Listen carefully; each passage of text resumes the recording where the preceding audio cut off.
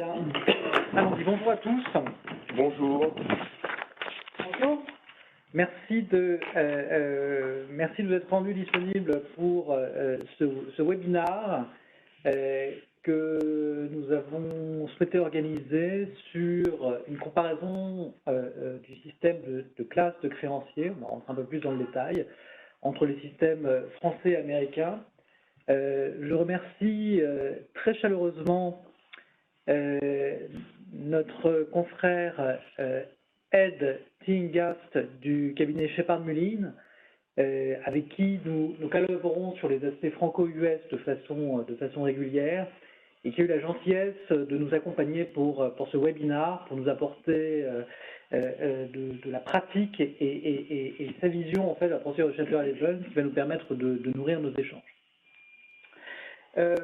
Concrètement, je reprends juste, en fait, on a eu l'occasion d'en discuter tous ensemble auparavant, a été introduit en fait à l'occasion de la mise en œuvre et de l'implémentation de la directive Insolvency du 20 juin 2019, a été introduit en droit français le 15 septembre 2019, une réforme en profondeur du livre 6 du Code de commerce. Je ne reviens pas sur les modifications en fait des procédures amiables, sur la modification assez substantielle de la procédure de sauvegarde accélérée, et pour me concentrer en fait sur l'essentiel de ce qui constitue en fait les modes de consultation des créanciers, où à la faveur finalement d'une implémentation en droit communautaire du système américain du Shaper-Levin, on a introduit dans l'ensemble des juridictions de l'Union le principe des classes de créanciers, et qui a été implémenté en fait dans le livre 6 du Code de commerce.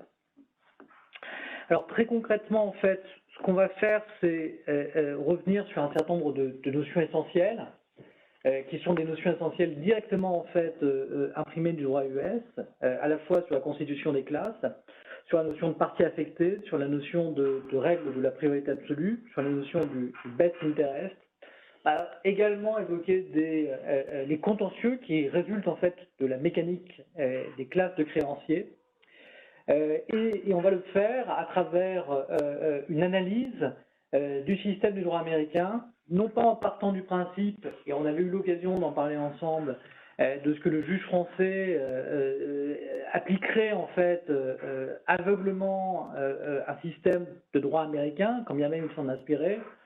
Et ça, je pense que, il faut être assez clair, il est assez peu probable que les juridictions françaises décident de se conformer en fait à une jurisprudence américaine.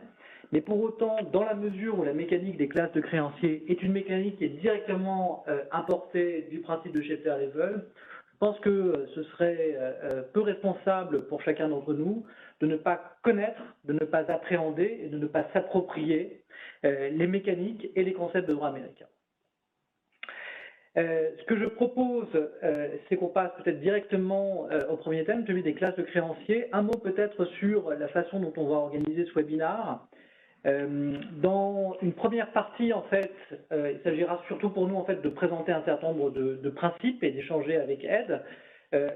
Pour des raisons en fait de simplicité, ces échanges se feront en français avec un traducteur qui passera du français à l'américain pour permettre à toutes et à tous de pouvoir vraiment s'imprégner du sujet.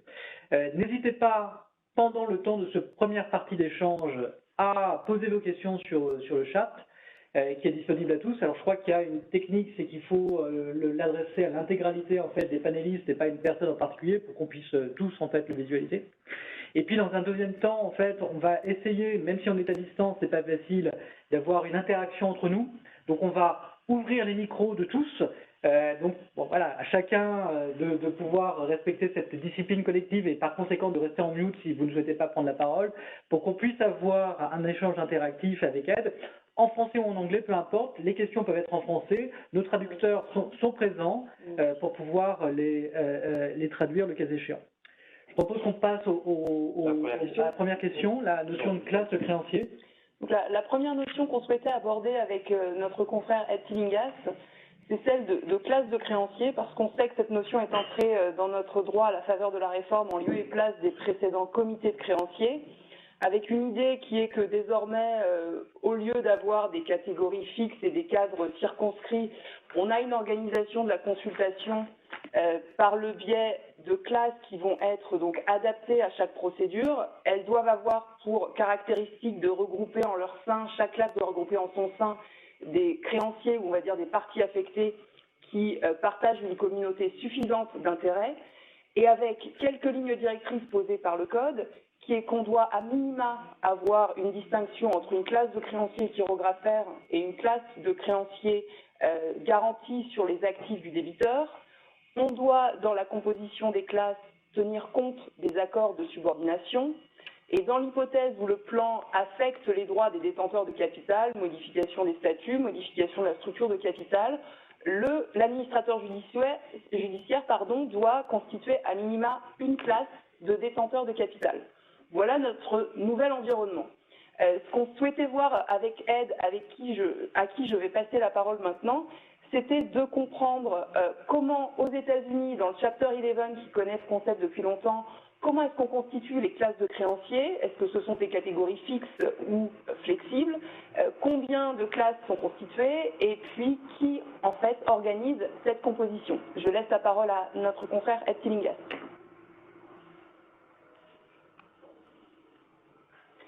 Afternoon. Yeah. So under US Chapter 11, there are generally 4 classes that may have subclasses, plus a post-petition expense class referred to as administrative expenses. Dans le droit américain, il y a donc sous le Chapter 11, il y a 4 classes avec des sous-classes également, et on peut ainsi donc considérer que cette division se fait de la manière suivante. The actual number of classes in terms of whether there are subclasses of secured creditors or priority creditors depends upon the debt structure of the individual debtor. Et le nombre de classes et de sous-classes, donc avec la différence et la séparation entre les créanciers privilégiés et les créanciers chirographaires, va dépendre de la structure de la dette de l'entreprise.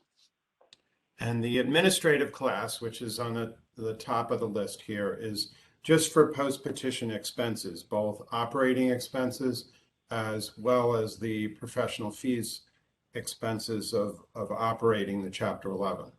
La première catégorie, donc, que vous voyez en anglais, c'est administrative expenses, donc est définie, donc comprend toutes les créances postérieures qui bénéficient ainsi d'un privilège à valoir sur les, et donc cela comprend toutes les frais d'exploitation, par exemple, et les frais associés à la liquidation ou au redressement. And the equity holders are at the bottom, meaning the pre-petition equity holders, and they have the least priority and oftentimes will not receive anything under the plan in a Chapter 11. Et la dernière catégorie que vous voyez, donc les actionnaires, qui sont aussi les détenteurs de capitaux, c'est donc défini en pré-pétition, donc en pré-demande. C'est la catégorie qui reçoit la moindre priorité et donc qui risque de ne rien recevoir. And in terms of how the classes are decided, it's generally as long as the debtor is what we refer to as a debtor in possession, meaning that the governance, both the board and the officers, maintain control of the decision process subject to court approval. The debtor makes the decisions about classes. Et donc les décisions sont prises, la décision donc, de la répartition en classes est prise par le débiteur non dessaisi, donc on l'appelle le debtor in possession, et également donc après consultation de l'administrateur. And typically those classification decisions, because they're important as to voting, are made in consultation with the creditors committee, possibly the U.S. trustee and other large creditors. Et en général, donc la répartition, la classification est importante parce que cela dépend également, cela va définir les droits de vote et donc c'est défini également par l'administrateur et par le comité des créances. Next slide, I think. Yeah. Passe à la diapositive suivante. Oui, alors un autre sujet et une question sur laquelle on s'était interrogé, notamment quand on s'était vu pour Banque 360, c'est la question de l'évaluation des créances privilégiées. Donc les créanciers privilégiés vont voter dans une classe vont être regroupés et vont voter dans une classe séparée des créanciers chirographaires. Ça, c'est une certitude qu'on a. La question, c'est est-ce qu'ils vont voter dans cette classe à hauteur de 100% de leur créance privilégiée ou est-ce qu'on va prendre en considération la valeur de leur collatéral. Par exemple, vous avez une créance de 100, vous avez un amortissement de marque sur une marque qui sera évaluée à 30 ou 40 millions. Est-ce qu'ils vont être privilégiés pour l'ensemble, ce qui serait un peu surprenant, ou est-ce qu'ils vont être privilégiés uniquement à hauteur de la valeur de leur sûreté? Alors le droit américain nous apporte un éclairage avec un système notamment de bifurcation que va nous expliquer Ed. Yes, so in the US, as to secured creditors, each secured creditor is first evaluated from a perspective of what do they have as collateral in terms of what they have a perfected security interest in. Aux États-Unis, donc, les créanciers privilégiés sont évalués en fonction de la valeur également de leur collatéral, donc la valeur de l'actif. Sorry. Go To the ahead. extent they have different collateral, they'll typically be in subclasses of a secured creditor class. Et s'ils ont différents collatéraux, donc valeurs d'actifs différents, ils peuvent être classés dans des catégories, donc des classes différentes. And then each secured creditor's claim is evaluated from a perspective of what is the value of their collateral. Et donc chaque créancier privilégié va être évalué en fonction de la valeur de son collatéral. And that valuation is done on a basis of what was the value on the bankruptcy filing date. And if it's a going concern business, it would be on a going concern basis. If it's a liquidating company, it would be on a liquidation basis. Et donc l'évaluation va être faite le jour du dépôt donc, de la demande de faillite ou de liquidation, et donc cela se fera également selon la valeur de l'exploitation. And then, as you can see from this slide, there's a decision made based upon the valuation that the secured creditor, while they have a perfected security interest, they're deemed secured to the extent of the value of their collateral, and then they're undersecured to the extent of any deficiency. Ici, donc, comme vous le voyez sur cette diapositive, la décision qui est prise va dépendre de la valeur, donc pour les créanciers privilégiés, de la valeur qui est soutenue par un collatéral et donc de la valeur qui ne l'est pas. So in our hypothetical on the slide, the secured lender has a $10 million claim that's secured. It only has $8 million of value in its collateral. So from the US bankruptcy perspective, they have an $8 million secured claim and a $2 million undersecured claim. Donc, dans l'exemple que vous voyez donc à l'écran, nous avons aux États-Unis, donc admettons qu'il y a un prêt de 10 millions de dollars avec un collatéral de 8 millions, et donc il y aura une partie, les 10 millions seront donc sécurisés par le montant de 8 millions de la valeur du collatéral. So using this as an example, that creditor, this hypothetical creditor, would be in a secured class for 8 million, and then the deficiency portion, the 2 million, would become part of the unsecured class, with one exception, which we'll get to. Donc, dans cet exemple, vous avez pour le créancier privilégié qui est donc couvert à 8 millions par son collatéral, et il donc appartient à la classe de créancier chirographaire pour les 2 millions restants, sauf une exception que je vais expliquer maintenant. So if they're classified in the two classes, they would actually vote twice, once as a secured creditor, once as an undersecured creditor. Donc, dans ce cas-ci, ils vont pouvoir voter de deux manières différentes, deux fois en fait. Donc, d'abord comme créancier privilégié et aussi comme créancier chirographaire. And their vote would be for their respective amounts. So in the secured class, they'd have an $8 million vote. In the unsecured class, they'd have a $2 million vote. Et le vote donc sera aligné donc sur les 10 millions, sur les 8 millions et les 2 millions, donc selon qu'ils seront créanciers privilégiés ou créanciers chirographaires. And the importance of the amount of the vote ties into how a plan is approved, because for a class to approve a plan, at least one half in numbers has to vote in favor, and at least 2/3 in dollars has to vote in favor. Et donc, c'est important cette distribution et donc l'évaluation est importante parce que et la distribution en classe lors de l'approbation du plan parce qu'il faut savoir qu'un plan ne peut être approuvé qu'à la moitié, donc 50% des personnes votantes et qui représente également 2/3 de la valeur en dollars, donc des montants. Now, I mentioned that there's one exception to this rule, this rule that I kind of refer to it as a bifurcation of the claim because you have the secured and the unsecured. The exception is what's referred to as the Section 1111B election. Et nous avons une exception, comme je vous le disais, donc c'est ce qu'on appelle la bifurcation, donc entre les créanciers privilégiés et les créanciers chirographaires, c'est ce qu'on appelle la section donc 11B. And what the 1111B election is essentially all about is it gives a secured creditor in this circumstance where they have a secured claim and an undersecured claim a right to elect whether to be treated and receive distributions as both a secured and an unsecured creditor, or to treat their entire claim, including the deficiency portion, as secured. Et donc, cette bifurcation dont on parle, ça donne le privilège à la personne qui a donc à la fois un créancier privilégié et un créancier chirographaire de traiter la dette de cette manière-là, en gardant les deux catégories, ou alors de traiter l'ensemble du montant évalué comme étant un créancier privilégié. C'est ce qu'on appelle donc la bifurcation. And the significance of that, or the practical reason behind a secured creditor making this election, is if the secured creditor believes that in the future the collateral is going to appreciate, they may be better off from an economic perspective making the election to have, in this case, a $10 million claim as opposed to a $8 million secured claim and getting whatever fractional dollars they would get on the undersecured portion. Et donc la raison de cette bifurcation, c'est qu'on mise en fait sur une augmentation de la valeur du collatéral dans l'avenir, et donc ceci pourra mettre la personne dans une meilleure position en traitant donc l'ensemble comme étant une créance privilégiée. Marc?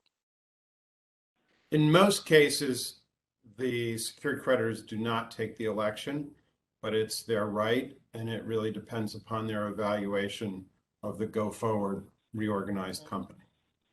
Donc, dans la plupart des cas, les créanciers privilégiés ne font pas ce choix, mais ils en ont le droit. Ça dépend de leur évaluation de la création de valeur. Next slide. Ok, juste pour... merci beaucoup. Je crois que c'est des éléments extrêmement importants et intéressants. Si on laisse de côté le système de la bifurcation, parce qu'on n'a pas l'équivalent dans nos textes, je crois qu'il y a trois éléments qui sont importants pour nous. C'est qu'aux États-Unis, l'évaluation de la sûreté est faite au jour de l'ouverture de la procédure. Ça, c'est une question qu'on avait. Ce n'est pas forcément la même solution en droit français, mais en tout cas, aux États-Unis, c'est au jour de l'ouverture. Sur une base... Je vais peut-être traduire ça, si vous voulez bien. Non, parce que c'est pour nos clients. D'accord, ok. Deuxième élément, c'est sur une base de poursuite d'activité, ongoing concern, pas dans une perspective liquidative. Et troisième élément, il y a effectivement une séparation de la valeur de la créance du créancier entre la partie sécurisée et la partie non sécurisée. Donc la nécessité d'une évaluation et une possible répartition pour un même créancier entre deux classes, et donc un vote dans deux classes. Ouais, et juste pardon sur ce point-là, c'est assez intéressant parce que on reprend pas la même mécanique de vote, mais pour les plus anciens d'entre nous, je suis un peu parti maintenant. C'est un peu seul, ouais. Je suis un peu seul on se souvient en fait de cette majoritaire à la fois en tête et en créance, parce que c'est ce qu'on avait en fait originellement dans la loi de 2006 sur les comités avant qu'on l'abandonne en 2008. Et donc en fait on s'était inspiré en fait du système déjà à l'époque du Chapter 11, c'était la seule chose qu'on avait retenue. On l'a abandonné parce que c'était pas conforme au principe qu'on souhaitait mettre en place pour les comités de créanciers, qui consistait en fait à faire des majorités. Et c'est assez intéressant de voir que c'est cette majorité qui préexiste dans le système du Chapter 11 et qui participe en fait de l'équilibre du système. Curieusement, on l'a pas adopté dans le système des classes puisqu'on reste avec notre majorité simple des 2/3. Si on passe en fait au concept suivant, qui est un concept aussi déterminant en fait de la mécanique des classes, c'est la notion de partie affectée. Alors pourquoi partie et pas créancier affecté? Vous vous souvenez, on avait eu l'occasion d'en parler ensemble, que en fait on va parler de partie affectée parce qu'on intègre en fait les porteurs de capital au sein de la mécanique des classes. Donc ça, c'est un élément qui est un élément, je vais dire, nouveau, même fondamentalement nouveau, en fait, entre le système des classes qui est aujourd'hui en œuvre en droit français et le système des comités qui préexistait. Avec malgré tout, le diable est toujours un peu dans le détail, malgré tout une nuance assez importante. Dans le système français, en fait, ce sont les parties affectées, c'est-à-dire soit ceux parmi les créanciers dont la créance va être affectée par le plan de sauvegarde, soit s'agissant des porteurs de capital, c'est-à-dire à la fois les actionnaires, mais aussi finalement des obligataires, dont une partie en fait de la partie obligataire va donner accès au capital social de la société. Et donc ces porteurs de capitaux vont aussi, le cas échéant, être considérés comme partie affectée s'il y a soit une modification des statuts, soit une modification de la structure capitalistique.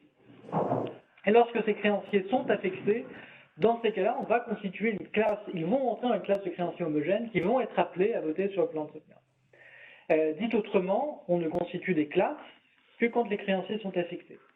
Alors, c'est assez proche du système américain, c'est assez proche, mais ça n'est pas identique au système américain, parce que dans le système américain, les classes sont préconstituées, c'est ce que Ed va nous indiquer, et les classes vont voter ou pas selon qu'elles sont affectées. Et je laisse la parole à Ed pour le développer.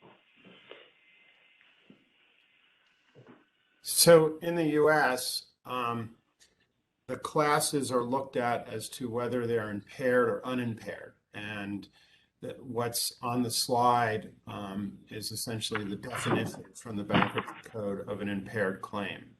And big picture perspective, any change in the rights of the creditor, be it extending the term for payment, changing interest rates, denying interest, or any other altercation of the creditor's rights, be they secured or unsecured, makes the creditor class impaired. I guess one exception to that is Excuse me, Mr. Tengast, I've got to translate. Sorry.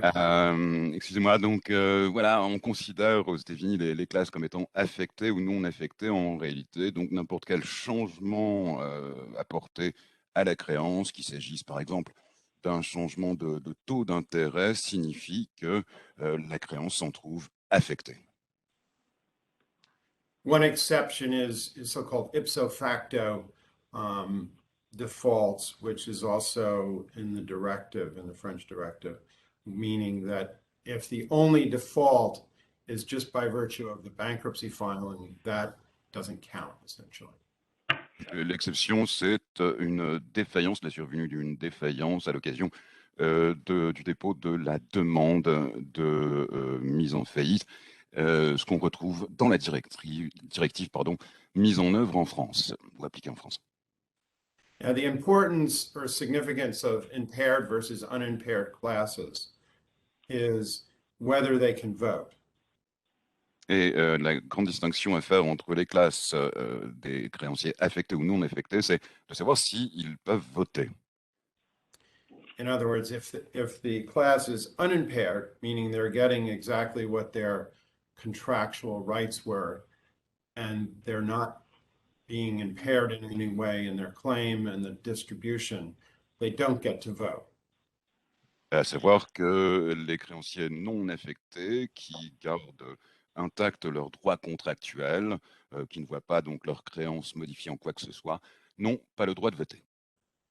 In most cases, they are impaired, and whenever the class is impaired, they do get to vote. Mais dans la plupart des cas, ils sont affectés et à ce moment-là, ils ont le droit de vote. And in most significant size cases, the creditors, particularly the larger ones, and the official unsecured creditors committee are consulted in the proposals under the plan.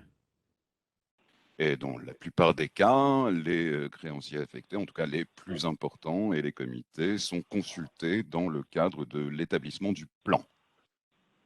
This fact of consultation isn't statutorily mandated, but it's a practical matter. It's a way to seek to have a consensual plan. Ce n'est pas une obligation légale, mais c'est une question de praticité. Il s'agit d'obtenir un plan qui remporte l'agrément des différentes parties. One of the critical parts of, as a requirement for confirmation, is that when classes are impaired, they must receive at least what they would get in a liquidation. Un élément important, c'est pour ce qui est des créanciers affectés, et qu'ils reçoivent au moins ce qu'ils auraient reçu dans le cadre d'une liquidation. Ça nous fait la transition en fait avec le concept suivant dont on souhaite maintenant parler, qui est celui en fait du best interest test. Alors bon, on va garder, même dans notre système français, pour en parler, on va garder l'expression anglaise, qu'on a introduit et qui est en fait l'une des conditions à laquelle doit s'attacher le tribunal lors de l'audience d'examen du projet de plan. Et ce test, enfin cette condition, est que le tribunal doit s'assurer que s'agissant des parties affectées qui ont voté contre le plan, il doit s'assurer que ces créanciers ne reçoivent pas moins en vertu du plan que ce à quoi elles auraient eu droit dans un scénario liquidatif, c'est-à-dire une répartition des produits de liquidation des actifs, soit dans le cadre où on a un plan de cession, dans le cadre de la répartition du prix de cession, ou soit même, le texte nous dit, dans un scénario alternatif à celui du plan, si jamais le plan n'était pas approuvé par le tribunal. Donc ça fait partie des éléments auxquels le tribunal de commerce doit s'attacher lors de l'audience d'examen du plan. Et donc je vais repasser la parole à Ed, qui avait introduit le sujet, pour expliquer ce concept de best interest test aux États-Unis et comment il est réalisé en fait, comment le tribunal de la faillite US s'assure que le test est satisfait. So, as conditions for confirmation of a plan, they're all embodied in Section 1129 of the Bankruptcy Code, and there's a long series of them. One, it has to be in good faith, has to be reasonable, there has to be full disclosure, acceptance by non-impaired classes, and they must receive at least what they would get in liquidation. Donc il y a un certain nombre de conditions à remplir pour que le plan soit confirmé, à savoir qu'il doit avoir été établi de bonne foi, il doit être raisonnable, transparent, et encore une fois, il y a cette condition que les créanciers doivent recevoir au moins ce qu'ils auraient reçu dans le cadre d'une liquidation. Et ça, c'est l'article 1129.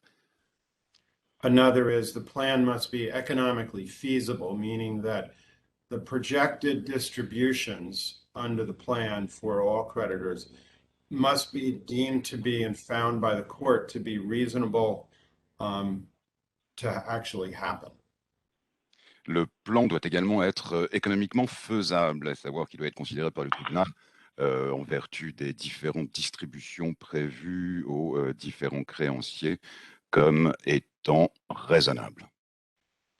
And then, as we mentioned, the best interest test, which there's a quote of what it is, requires each holder of an impaired class or interest either to accept the plan, consensual, in other words, or receive under the plan not less than it would receive in a Chapter 7 liquidation. Et ce test du meilleur intérêt, donc le best interest test, indique que soit les créanciers privilégiés doivent approuver le plan ou, si ce n'est pas le cas, au moins recevoir ce qu'ils auraient reçu dans le cadre d'une liquidation. And just for those of you who might not be familiar with the Chapter 7 concept, the U.S. Bankruptcy Code has a Chapter 11, which is the often referred to one in the commercial world, which is a reorganization or a planned liquidation in Chapter 11. Chapter 7, by contrast, a third-party trustee comes in, takes over, and with the sole function of liquidating the assets. Le chapitre 7 est peut-être un peu moins connu que le chapitre 11. Le chapitre 11, c'est la réorganisation. Là, en ce qui concerne le chapitre 7, il s'agit de la nomination d'un mandataire qui n'a pour but que de liquider l'actif de l'entreprise. Just jumping in for a sec. Sorry, jumping in for a second, Ed here. Donc en fait, ce que nous dit Ed, c'est nous on parle souvent du chapter 11 et on le compare à notre sauvegarde. En définitive, le chapter 11, il est un peu comme la UK administration, c'est-à-dire qu'il peut avoir quand même une issue. Il n'a pas qu'une issue qui est un plan de restructuration par lequel l'entité juridique et économique demeure. En fait, on peut organiser dans le cadre d'un Chapter 11 une liquidation, mais elle est donc voulue, elle est organisée. À la différence du Chapter 7, où là on a un trustee qui arrive, alors qu'il n'y en a pas forcément sinon dans le Chapter 11, et qui est plus, le Chapter 7, c'est plus la liquidation judiciaire comme nous on la connaît, c'est comme vraiment la fin d'un processus, c'est quelque chose de subi. Sorry, Ed. That's okay. And then in terms of how this best interest test is applied in a practical sense, at the confirmation hearing, which could be a consensual hearing or it could be contested, the debtor is required to put forward evidence that the creditors are receiving at least what they would in a liquidation. Et à l'audience de confirmation du plan, le débiteur doit fournir des preuves qu'il est bien le cas que les créanciers, en fonction de ce plan, vont recevoir au moins la même chose que ce qu'ils auraient reçu dans le cadre d'une liquidation. So typically that sort of testimony would be offered by, in some cases, possibly the CFO, Chief Financial Officer, but certainly in mid-sized to larger cases, it would be by a financial expert. Et généralement, pour ce qui est des grandes entreprises, celui qui vient en témoigner, c'est le directeur financier. Pour ce qui est d'entreprises de plus petite taille, c'est souvent un expert financier. And what the testimony would focus on is what the value would be if the company was liquidated at that date versus what the economic value of the distributions under the plan. Et on compare à ce moment-là la valeur de l'entreprise dans un scénario liquidatif ou à la valeur qu'elle a en fonction du plan. And for the court to confirm the plan, the court would have to make a factual finding that the distributions under the plan are more than what would occur if the company was liquidated. Et pour que le tribunal confirme le plan, il doit constater que le plan donne lieu à davantage de distribution que ce ne serait le cas dans le cadre d'une liquidation. Next slide. Alors, la slide suivante concerne la règle de la priorité absolue, qui est là aussi directement inspirée du droit américain. Cette règle, on en avait parlé, elle édicte que les créanciers affectés qui votent contre le plan, on peut passer outre évidemment le vote négatif d'un certain nombre de créanciers, mais pour pouvoir leur imposer le plan, il faut s'assurer qu'ils sont désintéressés intégralement par des moyens identiques ou équivalents lorsqu'une classe de rang inférieur est désintéressée. Alors ça soulève un certain nombre de questions, notamment sur la partie française, sur ce qu'on appellera moyens identiques ou équivalents. On a une précision dans le Code du commerce qui concerne les actionnaires aussi, qu'on peut rappeler, qui nous dit que les actionnaires sont affectés par le plan si leur participation au capital ou les statuts ou leurs droits sont modifiés par le projet de plan, mais ce sont les seules précisions qu'on a sur cette règle de la priorité absolue. Donc, on va demander à Ed de nous expliquer comment fonctionne cette règle dans le Chapter 11 et quelles en sont ses applications. So in Chapter 11, there's a rule which is referred to as the absolute priority rule. And what that rule really means is it's a means of protecting or preserving the relative hierarchy of the different classes of creditors. Il y a la règle dans le chapitre 11 de la priorité absolue qui est là pour protéger la hiérarchie des différents types de créances. So under this rule, a subordinate class of creditors cannot receive anything under the plan unless and until its senior class is paid in full. Et en fonction de cette règle, une classe subordonnée de créanciers n'est pas amenée à recevoir quoi que ce soit tant que la classe supérieure n'a pas été payée en total. Where this comes into play as a practical matter is oftentimes in looking at the unsecured class versus the equity, which in the slides we refer to as the old equity, meaning the equity holders in the company pre-bankruptcy. Et cela touche notamment les capitaux qui étaient là avant que le dépôt de la demande soit fait. Donc, on peut opposer dans ce cas-là les nouveaux capitaux aux anciens capitaux. Mais je pense que ce que nous dit Ed sur ce point, c'est que en fait, l'absolute priority rule, son milieu naturel, c'est-à-dire là où on apprécie vraiment la règle, c'est surtout dans l'appréciation de l'ordre entre la classe générale des créanciers chirographaires et la classe des actionnaires existants. C'est plutôt à ce niveau-là qu'en pratique, la règle a vocation à jouer. Et je pense qu'il y a une deuxième différence avec le droit français, c'est que nous, on doit s'assurer que c'est les créanciers qui votent contre, qui ne subissent pas de violation de cette règle, alors que ça a l'air d'être une règle absolue aux États-Unis. On ne peut pas avoir un créancier d'un rang senior qui ne soit pas payé si le rang junior est payé, qui vote pour ou qui vote contre. Avec évidemment une conséquence énorme pour les actionnaires, puisqu'on ne peut rien imposer à un créancier si l'equity, qui est la classe la plus basse, n'est pas complètement sorti. Alors qu'en France, on va considérer dans un certain nombre de cas que l'equity n'est pas affecté, donc on ne va pas regarder la partie equity et on va pouvoir imposer des efforts aux créanciers financiers, chirographaires ou privilégiés, alors qu'on n'aura pas imposé d'efforts à l'equity. Sorry, Ed, please go ahead. Tu voulais compléter? So in the US system, the equity holders, or the old equity, so to speak, have the lowest priority, and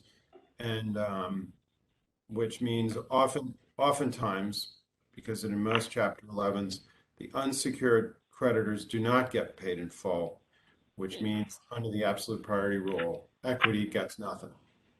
Et donc aux États-Unis, nous avons donc les détenteurs de capitaux, ce qu'on appelle donc les anciens capitaux, ont la moindre priorité et donc très souvent ils ne sont pas payés donc. Now there is an exception, which is referred to as the new value exception to this absolute priority rule. Il y a toutefois une exception que l'on appelle l'exception de la nouvelle valeur, donc exception à cette priorité absolue.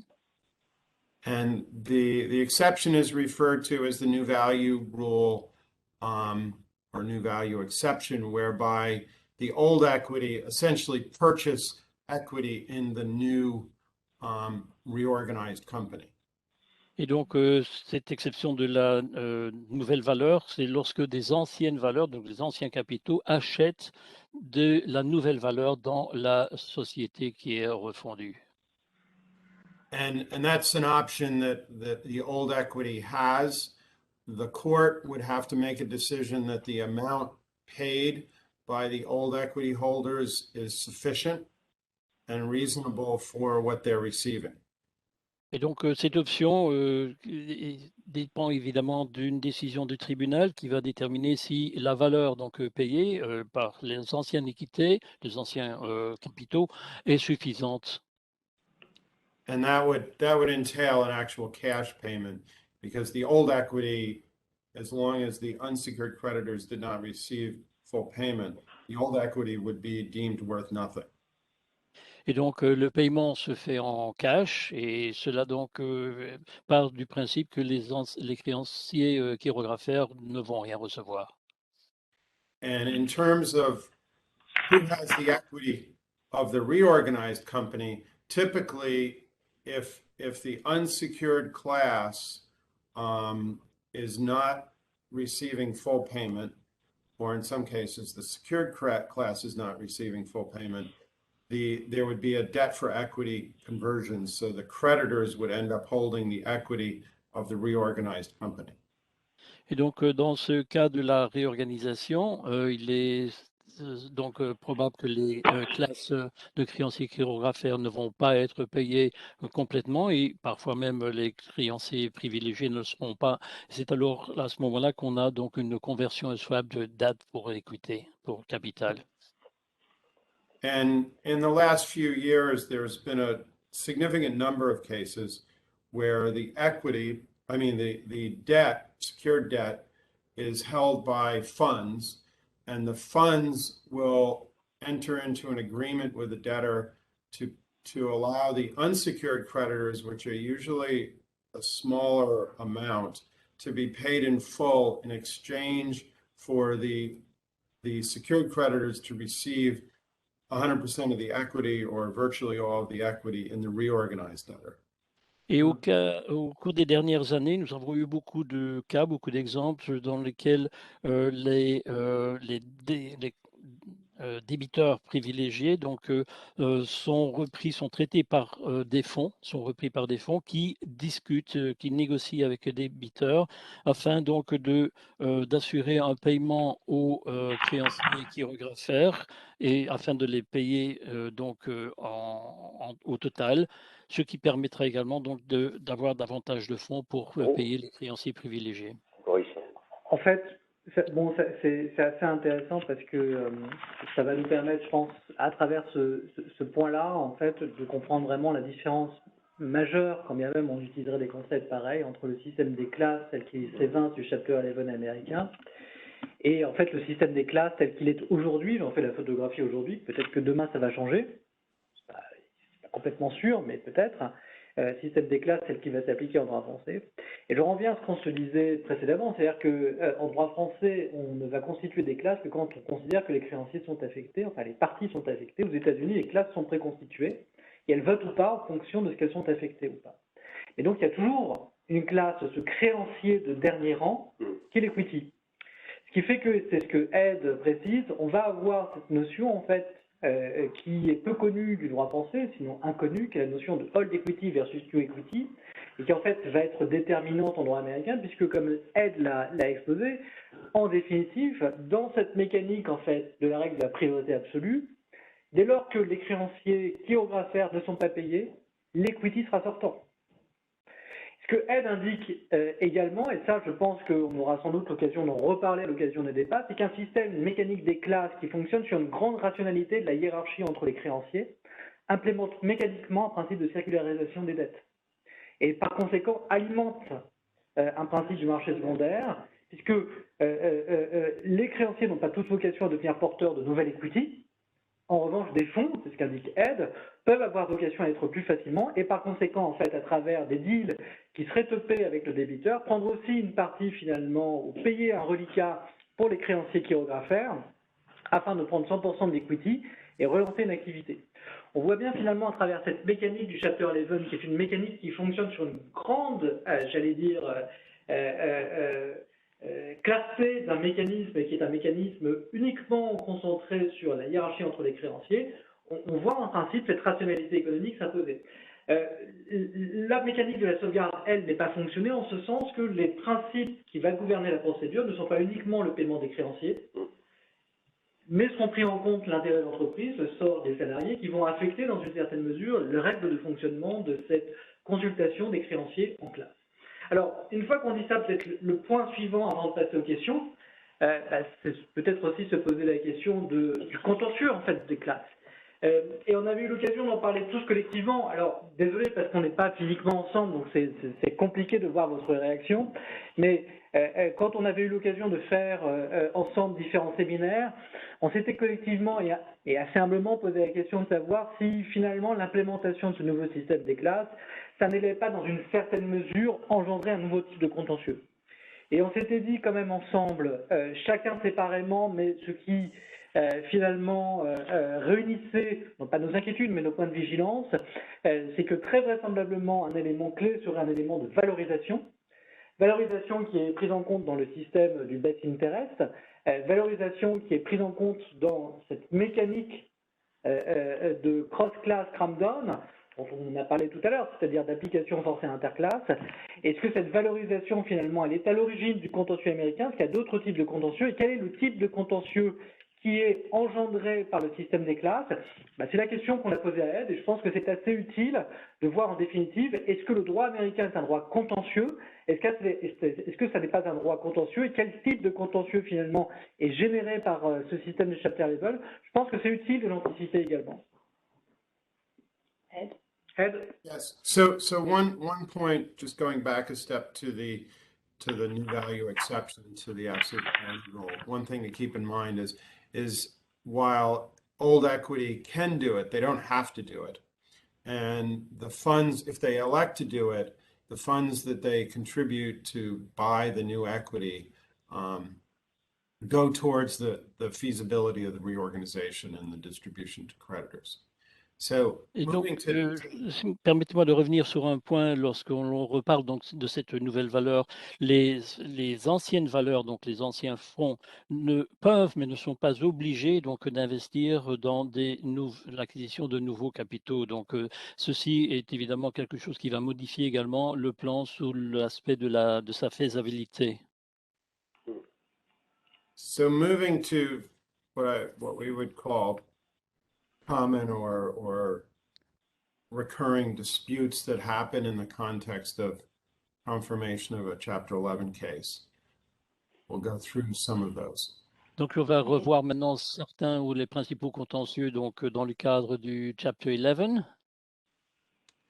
One is the whole classification issue. The requirement is that within each class, the creditors who are in the class must be similarly situated.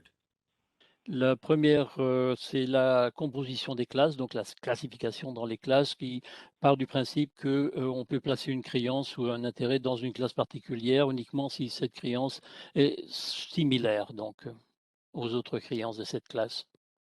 Meaning that the nature of the claim must be similar. Donc la nature de cette créance donc, doit être semblable ou similaire aux intérêts de la classe. Another issue that comes up with claims that are unliquidated or the amount is not known yet is the valuation of those claims. Un autre contentieux possible est l'évaluation donc des créances lorsqu'on en ignore encore la valeur exacte au moment donc du dépôt du bilan. And the valuation is important because keep in mind that in addition to 1/2 in number, 2/3 in dollar have to vote.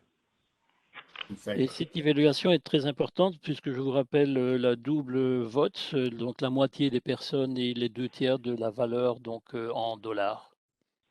So as a means of deciding the dollar amount that any disputed claim votes, the court can hold, if the parties don't agree to an amount, they can hold what's referred to as an estimation hearing.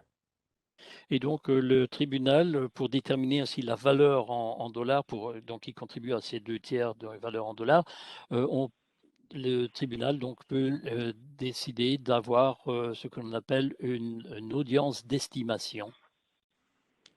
And that could go as to unsecured claims as well as the secured and undersecured claims that we discussed when we were talking about bifurcation. Et donc ceci s'applique tant aux créanciers privilégiés qu'aux créanciers chirographaires dont nous avons parlé dans l'exemple que j'ai donné de la bifurcation. And the estimation process or determination is really meant to allow the case to proceed reasonably quickly, as opposed to waiting for the claim to be fully adjudicated.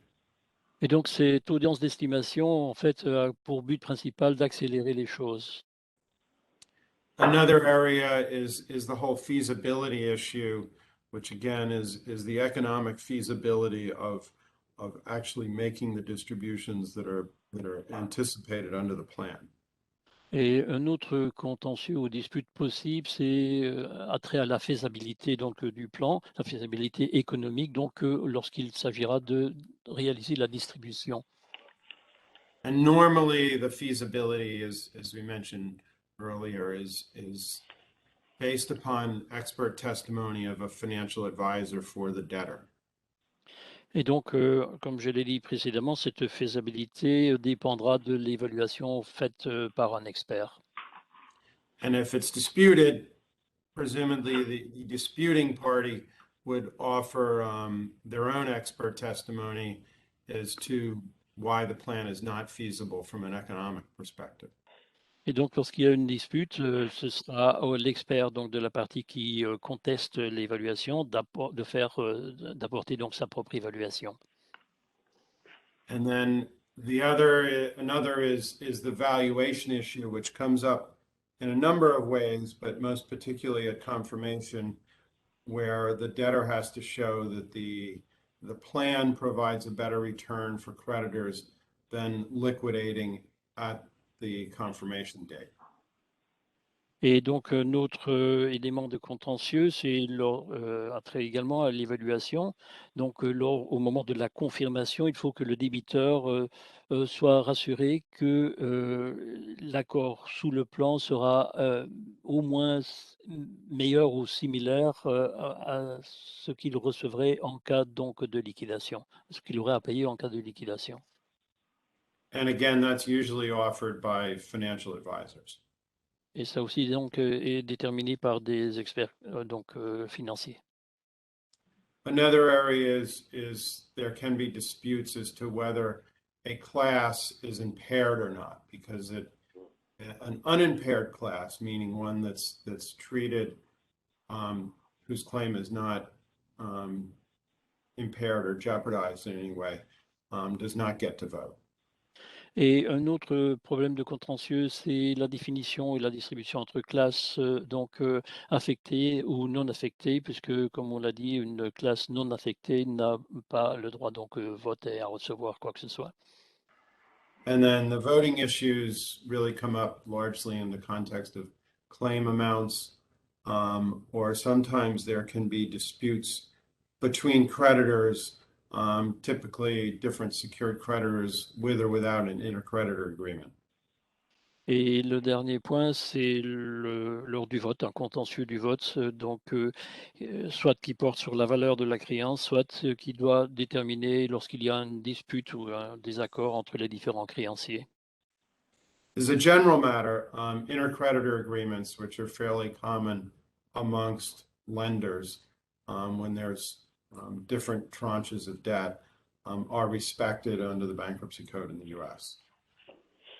En général, donc, l'accord intercréancier est la chose la plus courante. Et donc, ceci est ce qui arrive dans le cadre de la banque de faillite, donc qui régit les faillites aux États-Unis.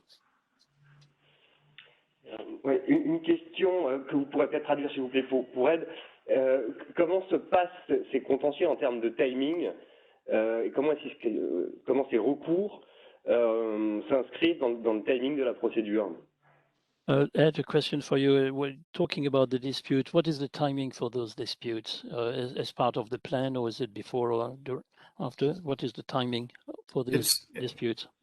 Those disputes, the ones we just listed, are generally come up at the confirmation phase, which confirmation, just a quick piece on the sort of sequencing of a Chapter 11. There's a series of administrative pieces. There's a bar date, meaning a deadline for filing claims, which is much like a statute of limitations. Ultimately, there's a disclosure statement that's issued by the debtor or the plan proponent, and that goes through a hearing process, the disclosure statement does, and the test is whether there's adequate information for a hypothetical creditor of this debtor to make an informed vote. Once the disclosure statement is approved. Donc, les disputes en ce qui concerne le timing, c'est en général, cela dépendra. Donc, il y a une phase de confirmation et le Chapter 11 donc, prévoit différentes échéances, notamment sur le plan administratif. Il y a une échéance de dépôt, il y a une échéance donc, des disclosures, donc de partage d'informations. Il y a aussi un moment de l'audience et le test est donc de savoir si nous avons suffisamment d'informations, s'il y a l'information suffisante pour prendre des décisions. Once the disclosure statement is approved as the adequacy, then the debtor sends out the disclosure statement, the plan, and the ballot.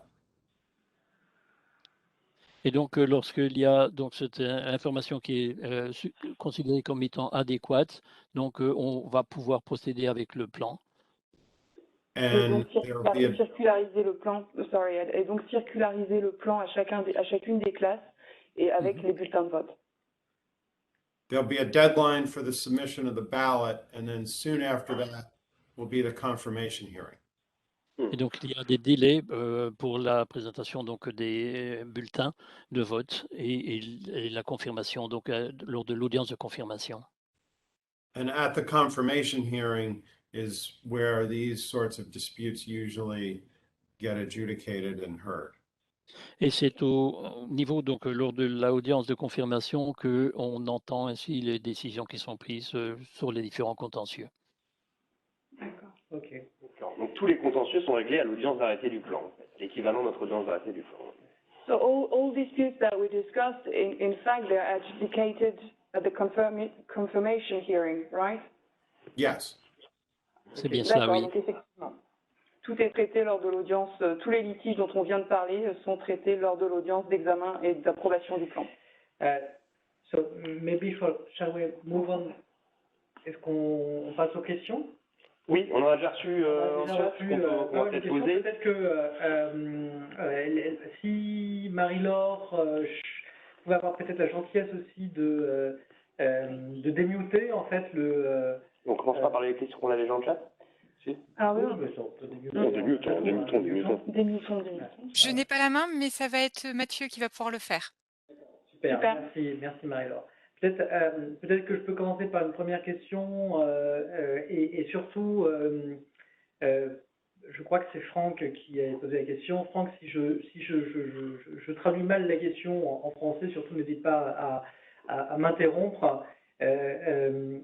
Je crois que l'idée, c'était de se poser la question de savoir comment est-ce que la notion de cross-holder et de mono-holder est appliquée en fait et a une incidence en droit américain. Et en particulier, ça c'est pour nos traducteurs, je vais peut-être d'ores et déjà formuler la question en des termes simples.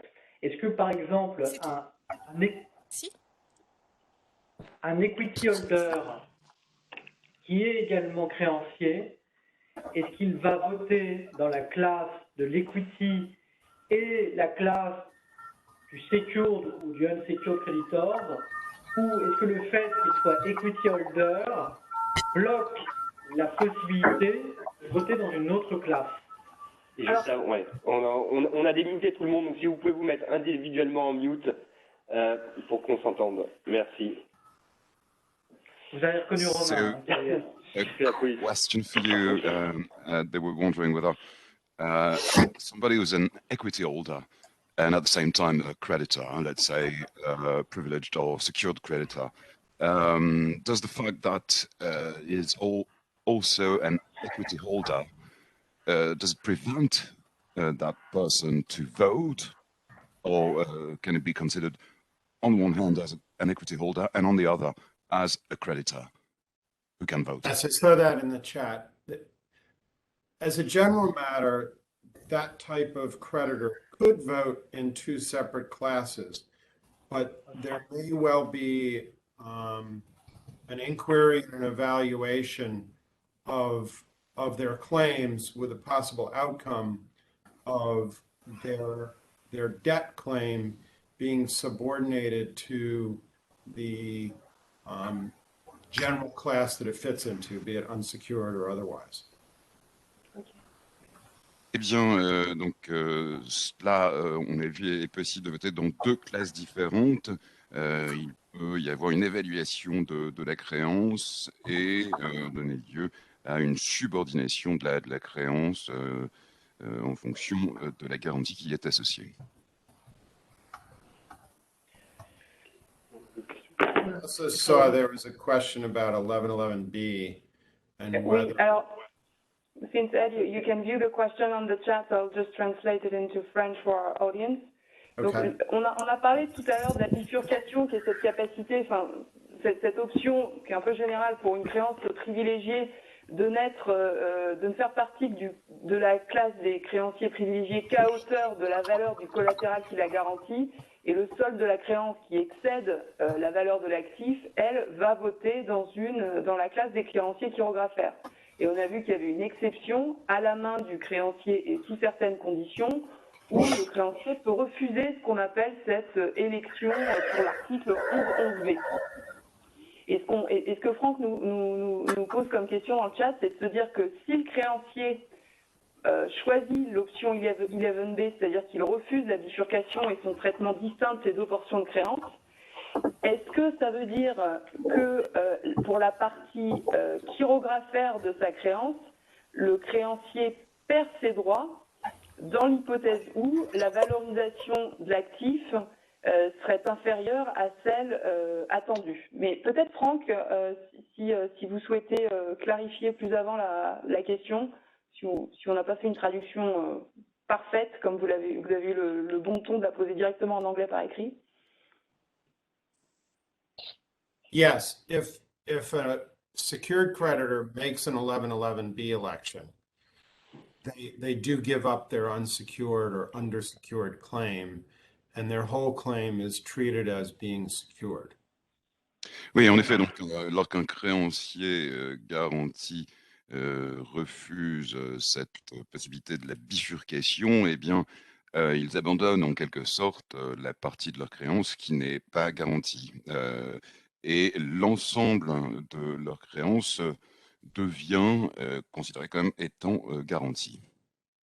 The business basis for making that election would be that the holder of the claim that is undersecured on a economic and business basis believes that its collateral will significantly appreciate over time, and as a result of that, they would be paid more if they were treated as secured as to the collateral. Et la raison pour faire ce choix, c'est que le créancier en question pense que la garantie, la sûreté qui est associée à la créance a de grandes chances de voir sa valeur augmenter considérablement et que donc c'est le moyen pour lui d'obtenir davantage que si il ne refusait pas cette bifurcation, cette distinction entre les deux parties de sa créance. And with a secured claim, what the requirement is that the debtor pay either pay the secured portion in full on confirmation, the secured piece only, or give the present value of the secured piece. En ce qui concerne la partie garantie, eh bien le débiteur doit en régler la totalité. So when the debtor gives the present value, what that ends up being is they're essentially writing a new promissory note and security agreement at market terms. Et à la valeur actuelle donc de la garantie, et il y a une nouvelle note et un nouveau contrat, un nouvel accord qui est signé.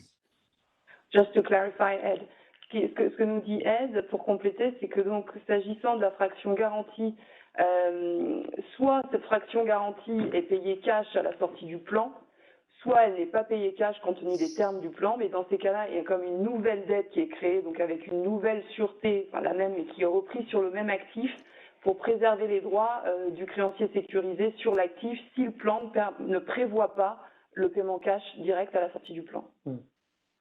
So going back to the hypothetical that we had a slide on where it's a $10 million secured loan, collateral is worth $8 million, there's a $2 million deficiency. Donc si on revient à l'exemple de tout à l'heure avec un prêt pour une valeur de 10 millions et une garantie, une sûreté constituée pour 8. If that secured creditor was to make the 1111B election, si ce créancier fait le choix de l'application de l'article 11.11b, it would presumably believe that the distributions on the $8 million secured claim plus the distributions on whatever unsecured creditors get on the $2 million is less than they would receive if they had a secured claim for $10 million because that the collateral is anticipated to improve over time. So for example, going from 8 million to 10 or 12 million.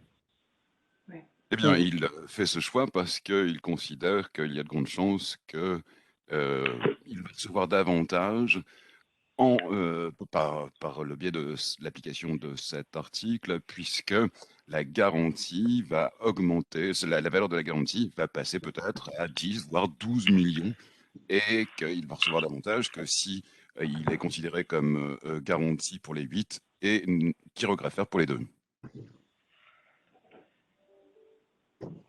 Merci beaucoup, c'est très clair. Peut-être qu'en fait, nos auditeurs ont des questions que vous souhaitez poser directement. Là, vous êtes démuté, donc surtout n'hésitez pas, en fait.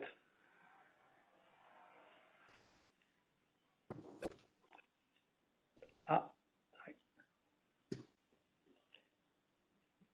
Non, alors, Ouais, une question pour Ed, si vous pourrez traduire après, s'il vous plaît. Est-ce que, Ed, tu peux nous expliquer un petit peu comment fonctionne l'application forcée interclasse, donc le cross-class cram-down, dans le système américain? And could you tell us about how the cross-class cram-down works according to US law? Okay. So there's a number of factors that come into play. One Il y a un is certain nombre de facteurs à prendre en compte. Excuse me. So what would happen is you have a class that's beneath the class that we would refer to as being crammed down, that's voting in favor of the plan. Donc, admettons qu'il y a une classe qui est en dessous de la classe qui a fait ce choix du cram down. Because under section 1129, a debtor can confirm a plan either by each class by 2/3 and 1/2 in number approving it, or by what's referred to as a cram down plan. Parce que le débiteur, en fonction de l'article 1129, peut confirmer un plan soit par classe, soit justement par ce qu'on appelle le cram down, donc l'application forcée. And the cram down plan is one where a senior class disagrees, but a subordinate class votes in favor of the plan. Donc, il s'agit d'une situation où une classe supérieure n'est pas en faveur du plan, tandis qu'une classe inférieure à celle-ci vote pour le plan. And this would all be of impaired classes. Et donc, il s'agit évidemment à chaque fois de classes affectées. Because J'entends des gens parler en même temps, excusez-moi. Excusez-moi, est-ce qu'on peut vous demander à ceux qui ne prennent pas la parole de se mettre sur mute, s'il vous plaît? Oui, d'accord. Merci beaucoup. C'est sûr qu'elles nous entendent. Je pense qu'on est bon. For a cross cram down plan to occur, the US code requires that at least one impaired class be voting for the plan.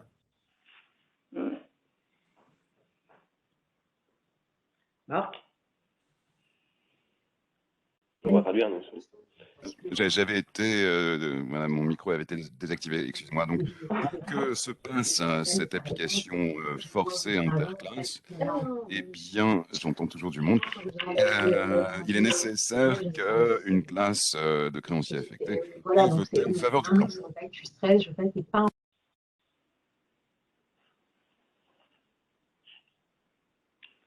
C'est très clair. Est-ce qu'on a d'autres questions dans les participants de notre côté? Je pense qu'on a fait, personnellement pour ce premier premier tour d'horizon, je pense qu'on a fait un bon tour. Si je fais une petite synthèse, alors je ne sais pas si on est encore, si tout le monde nous entend encore. Bon, je pense qu'à l'issue en fait de ce premier tour, maintenant vous êtes des spécialistes des différentes classes qui peuvent exister en principe dans un Chapter 11 traditionnel américain, la classe des administrative costs qu'on n'a pas en France, des spécialistes du 11-11B. Vous connaissez maintenant, vous intégrez les problématiques de bifurcation, donc des créanciers secured qui va tenir compte de la valorisation en fait du collatéral. On a vu cette notion de old equity versus new equity qui est aussi assez prépondérante en fait dans cette mécanique du Chapter 11. Et finalement, ce qu'on se dit un peu en définitive après tout ça, Marc, c'est plus en titre de conclusion que, donc surtout vous n'aurez pas à traduire, ne vous inquiétez pas. C'est que les concepts les concepts sont les mêmes, mais que pour autant il y a beaucoup de choses dans la mécanique, dans l'état d'esprit, dans l'inspiration qui sera encore différente, et par conséquent, voilà, ce sera assez précieux de voir la façon dont le système juridique français va implémenter en fait ces mécaniques, ces concepts, compte tenu de ce que, en définitive, l'état d'esprit lui-même, qui va présider à l'application du système des classes, l'état d'esprit en fait demeure assez fondamentalement différent.